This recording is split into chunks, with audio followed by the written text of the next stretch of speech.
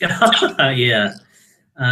Say, I don't have many stories. Like Ritu has so many stories, and every time she comes back with a new story, and I love to listen to her experiences. But yeah, we are not aware of this approach at all. And I'm really thankful to Ritu when she joined this organization, Institute of Social Studies Trust, in 2013.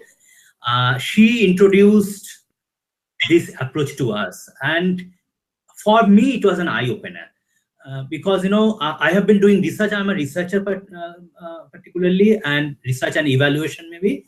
And I've been doing research for last 2 decades, more than 2 decades maybe. But when she came with this approach, I immediately jumped into it, and not everyone was interested in it, but I found something very positive in this approach. Let me tell you why I found positive in this approach. We are researchers. We go to the community, we collect data, and we come back. Almost like some non-human, some like non-living object is going to the field, to the community, like something pre-recorded, pre decided questions. Ask them, get the data, come back. There's no human touch in it. We are losing that human connection.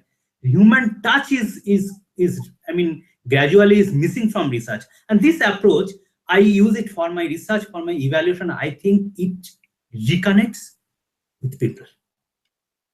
That's the positive. That's the most, I think, the strong side of this approach. You connect with human beings. You connect to the people. You talk to them. You make friends in the community. You bring the positive side in the human being. You bring their like their energy. You make them relook at their own life, own like memories, and bring strong his or her own strength in memory. I mean, that's the lovely approach, I think, and I'm sure I'm going to use it more and more in future days. The way you talk, it makes me so happy for some reason. You talk so happily, so naturally. I think if you talk, everybody smiles.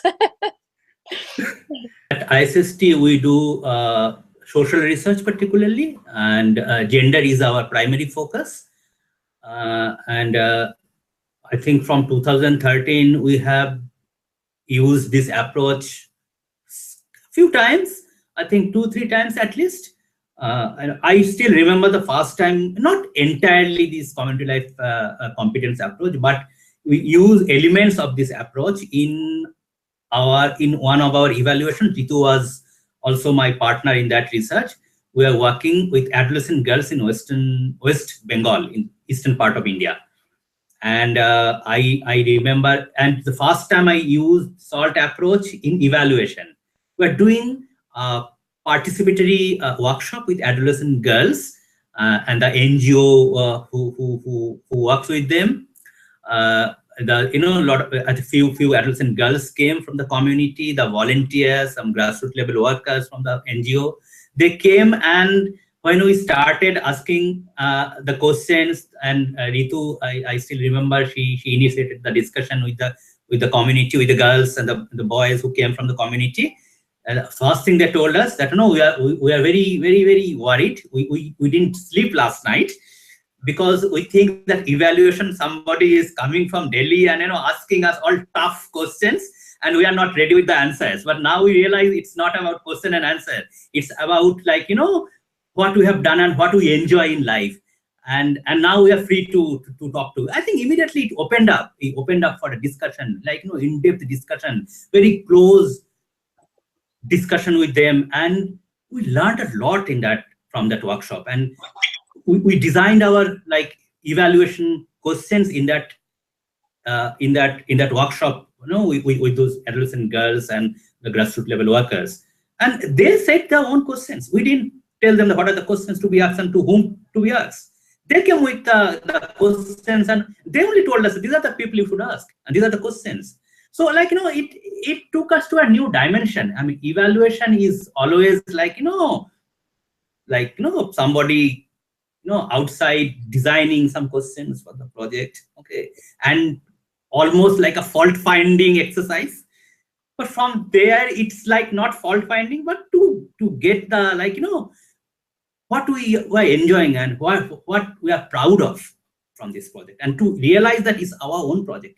It's not somebody else is coming and doing a project for us, but it's our own project. So that realization, I think they also realize that something new is happening, and we enjoyed that moment, the happiness in their face. I mean, it's a lovely experience. And after that, also in 2015 and 16, we did with another set of people. We call domestic workers in India, the women basically who go to private households to as domestic help. And ILO approached us with some assessment monitoring, to develop some monitoring tool, but we instead suggested this approach for self-assessment, and they liked it, and then we did a few SALT workshops with the community, with the domestic workers. We visited their households, their community. We talked to their family members, and definitely it's project, so we maybe couldn't go further. But it's another experience, very, very positive and good experience, for me at least. This listening is one very, important element of this approach. And Ritu, sometimes comes back and asks that, listening. Why do you like listening? I mean, what is there in listening? I also started thinking, what's there in listening? Why do I like listening? So, listening is, then we realize listening, it seems like one person is listening to other, but it's not, it's empowering from both of them, the person who is talking and the person who is listening to it. Because when you listen to it, you also like connect it with your own experiences, your own real experiences. And you also, it's empowering, because for the person who is talking, he or she can get, bring some strength from his or her own experience. And for the listener, it's also like, the listener can connect to his or her own experiences. So like he or she also realizes that something is there also in me. So it's like, it's two-way thing. It's not only collecting data. That's what I'm telling you. It's not only collecting data. It's also give back something to the person and realize even how my own strength. I remember when some time back when, I have been doing field-based research for so many years, I told you. And, in one of our workshops, I think with the domestic workers only, Ritu and another colleague of ours from Kerala, he was also there with us. And then when they asked me also that, share something which you are proud of. Definitely we did so many things for our family, immediate family, for our close friends, relatives. Yeah, we're proud of those things also. But sometimes as researcher, I then started thinking that what I did, which helped the community out of the project, something. And I shared my experience when I was doing a field trip in Himachal Pradesh, hilly terrain of India, this is another state. And it was so difficult for me to reach to the village because there was no proper road. And the community was thinking that, it's government's job to repair this, maintain this road. This is not our job. And then when it took a long time to reach that high hill village. But when I told them, see, we can also do something. Like, then, I mean, who am I? I'm your guest only, So like a lot of your friends and relatives and your guests come to a village. If you spend some time to just remove those huge boulders from the roadside, I think, it will be very nice actually. And when next day when I was returning, I saw the road was repaired. And I said, who did it in one night? They told, we did it.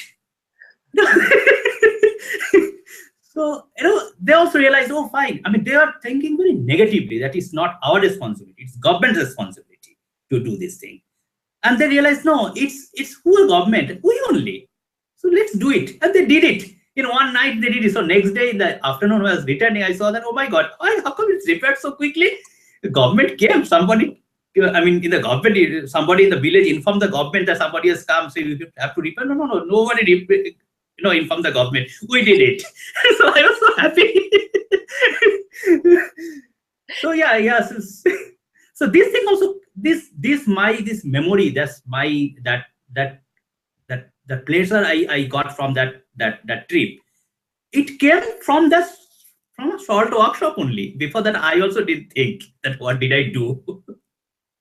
So it is very small. It seems sometimes very trivial. It's not important, but these are the important moments in life. So it's, I think, combination of many things. It's a guide. It's also mindset, because if you are not ready to accept that, if you are not ready to accept that that positive side of SALT, whatever, how many books you read on SALT approach and things, you won't be able to communicate. If you won't be able to be a facilitator unless you start believing the positive side of SALT. I think so. It's also like your mindset. Definitely, you need to listen good experiences, because I remember in Chennai in 2015, Ritu and I were doing a SALT workshop with domestic workers also there, and Ritu told me that you do it. Then I took, I think after lunch sometime, and immediately in few minutes I messed it up completely. So you need definitely that experience, that you need how to conduct this, because it's finally, it's also kind of, it's performance, because you are facilitating, you are talking so many people, and everybody's looking at you. So definitely that skill is also required. But skill definitely is required, but your mindset is also definitely is very key to it here for this approach. So it's not only learning. Now I know I have learned SALT, now I can use it.